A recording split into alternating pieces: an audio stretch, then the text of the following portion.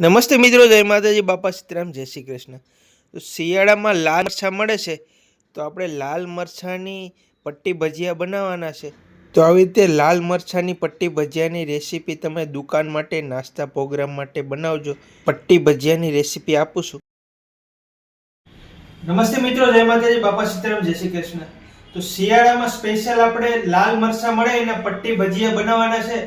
મારે અમદાવાદમાં દુકાન આવતી એ મરચાંની રેસીપી હું તમને કમ્પ્લીટ આપું છું। 500 ગ્રામ આપણે મરચાં લેવો, અંદર શું શું મટીરિયલ જોઈએ, કેટલું બેસન જોઈએ, કેવી રીતે બનાવવી, હું તમને કમ્પ્લીટ માહિતી આપું છું। આવી રીતે તમે મરચાંની પટ્ટી બનાવજો। કોઈ તમારે ભજીયાનો ધંધો હોય કે કોઈ પાર્ટી પ્રોગ્રામ હોય તો તમારે ચોક્કસ હાલ છે, તો આવી રીતે મરચાંની પટ્ટી બનાવજો। આપણે 500 ગ્રામ લાલ મરચાં લઈએ છીએ।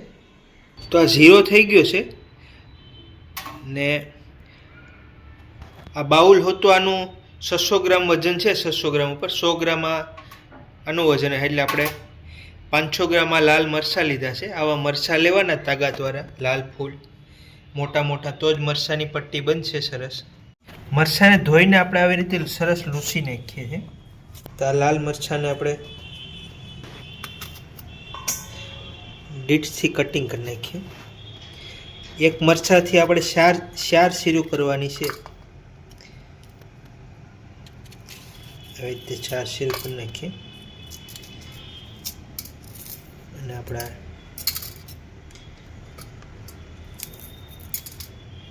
બીયા કાઢી નાખવાના અને એની નસો આવે એ પણ કાઢી નાખશું આપણે।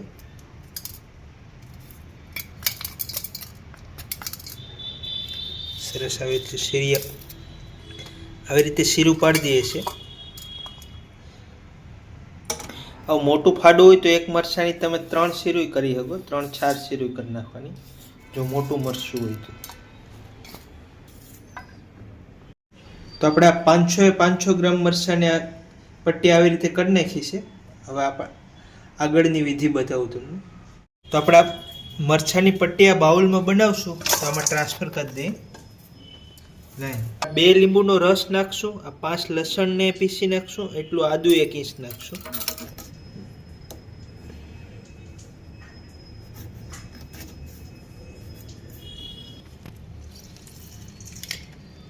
બે લીંબુ તો નાખવાના જ, લીંબુથી જ આ પટ્ટીનો ટેસ્ટ વધશે।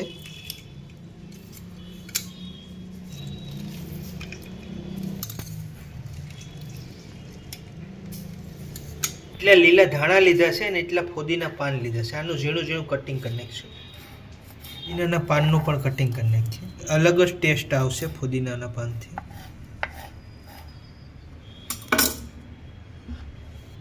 લીંબુ નાખ્યા પછી ફુદીનાના પાન ને લીલા ધાણા નાખીએ છીએ, એટલું આદુ આપણે નાખી દઈએ।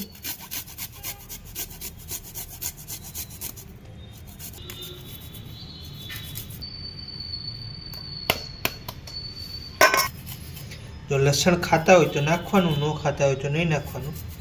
ખાતા હોય તો મરચાંની પટ્ટીમાં લસણનો ટેસ્ટ મસ્ત આવશે।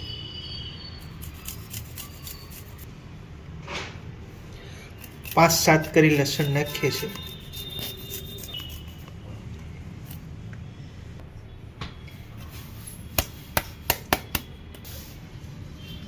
ચપટી અજવાઈન નાખી દઈએ।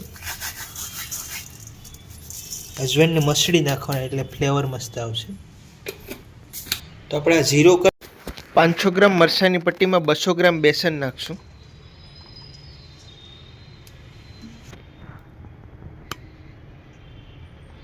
તો આપણે 200 ગ્રામ બેસન નાખ્યું છે। તો આપણે આ ટોટલ મટીરિયલ 700 ગ્રામ જેવું શું છે, તો આપણે આમાં 15 ગ્રામ જેવું નમક નાખશું।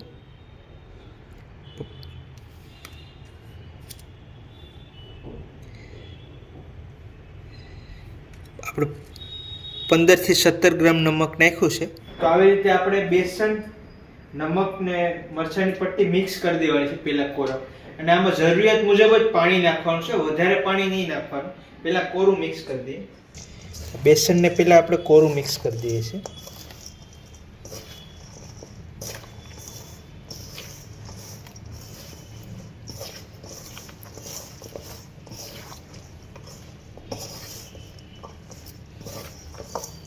હાથમાં ચપટીમાં પાણી લઈ અને બેસન ઉપર નાખવાનું છે.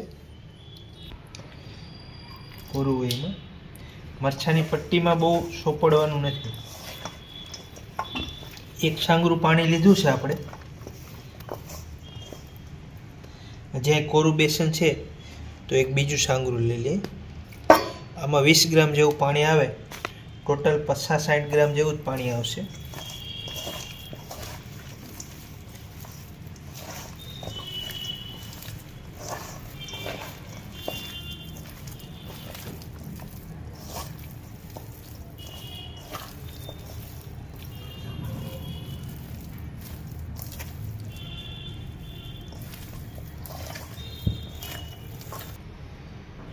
આપણે થોડુંક મુઠ્ઠી એક ઉપરથી બેસન નાખીએ છીએ એટલે મરચાં છે લાલ દેખાય, હરખા ડીપ થઈ જાય. મિક્સ કરી દઈએ.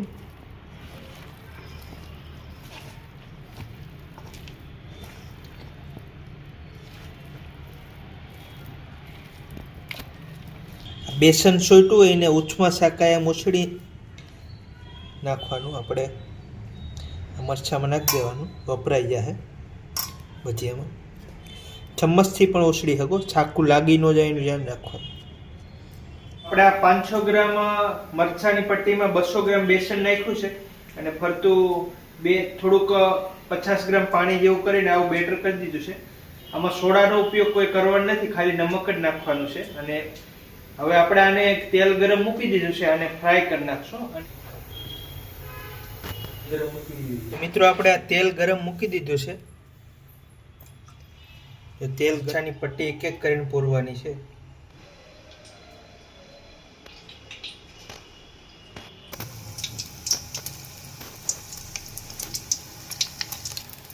આવી રીતે નોખી નોખી જ પૂરવાની. એકારે તમે જો ભેગી નાખશો તો મરચાંનો પટ્ટી પછી ઉખડશે નહીં, લોંદો થઈ જાય.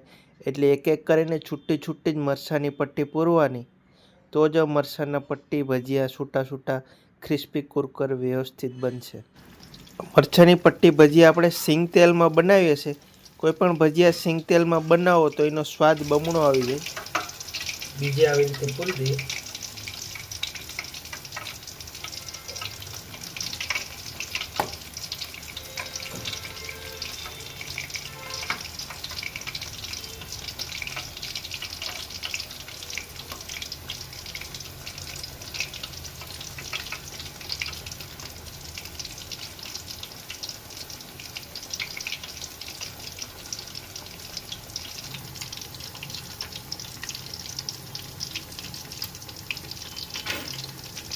બધા એક ઘણમાં આવી જાય તો બધી મરચાંની પટ્ટી પૂરી જ જાય છે.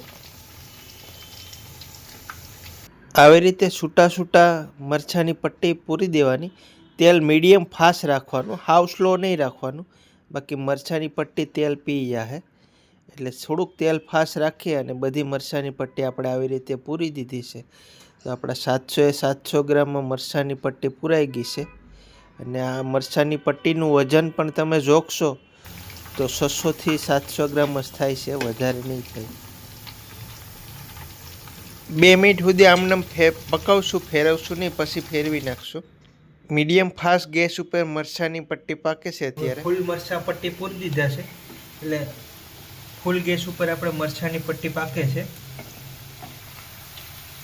એકદમ મસ્ત આવી રીતે એકદમ મસ્ત થઈ ગઈ છે. હજી આપણે આને ક્રિસ્પી થોડી થવા દેવું. જો તમે ધંધા માટે બનાવતા હોય, આનો ઉપયોગ પછી કરવાનો હોય, ગરમ ક્રિસ્પી કરીને આપી દેવાની હોય તો અત્યારે કાઢી લેવાની એટલી કન્ડિશનમાં પટ્ટી. અને આને બીજી વાર ફ્રાય કરો, થોડી કડક કરી અને આપી દેવાની. પણ આપણે અત્યારે ફૂલ ફ્રાય કરવાની છે, ક્રિસ્પી કરી નાખશું. તો આ મરચાંની પટ્ટી પાકે એને 7-8 મિનિટ જેવું થઈ ગયું છે. હવે ખાવા લાયક થઈ ગઈ છે. જો તમારે હજી કડક કરવી હોય તો તમે કરી શકો. અમારે થોડી કડક વધારે ખાવી છે એટલે 3 મિનિટ પકાવીએ છીએ.